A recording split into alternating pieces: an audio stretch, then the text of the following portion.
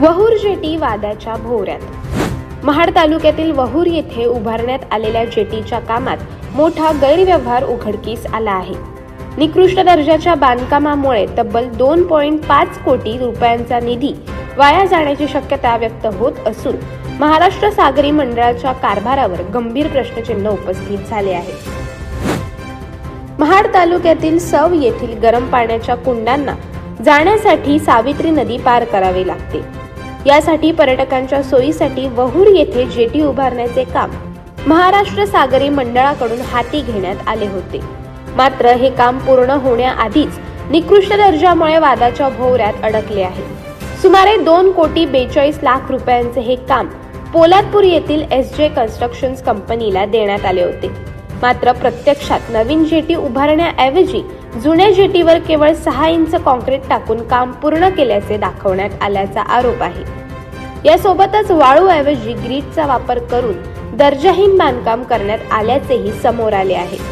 धक्कादायक बाब म्हणजे काम सुरू असताना सागरी मंडळाचा एकही अभियंता किंवा अधिकारी प्रत्यक्ष जागेवर उपस्थित नव्हता।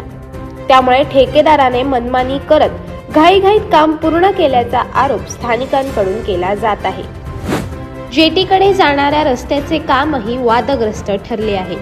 कॉन्क्रीट रस्त्यासाठी निकृष्ट दर्जाचा डबर वापरण्यात आल्याचे समोर आले असून याबाबत गुणवत्ता नियंत्रण विभागाकडून चौकशी होणार का असा सवाल उपस्थित होत आहे।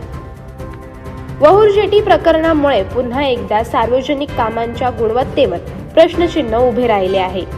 2.5 कोटी रुपयांचा निधी अक्षरशः पाण्यात जाण्याची वेळ आली असताना संबंधित ठेकेदार आणि अधिकाऱ्यांवर नेमकी काय कारवाई होणार याकडे सर्वांचे लक्ष लागले आहे। या प्रकरणातील सर्वात गंभीर आरोप म्हणजे जेटीच्या नावाखाली सावित्री नदीत संरक्षक भिंत उभारण्यात आली, मात्र ती प्रत्यक्षात एका खासगी प्लॉट धारकाच्या फायद्यासाठी असल्याची चर्चा रंगली आहे। जेटीकडे जाणारा रस्ता देखील संबंधित खासगी प्लॉट धारकाच्या जमिनीतून तयार करण्यात आला आहे। त्यामुळे त्या प्लॉटला थेट रस्त्याची सुविधा उपलब्ध करून देण्यात आल्याचा आरोप होत आहे।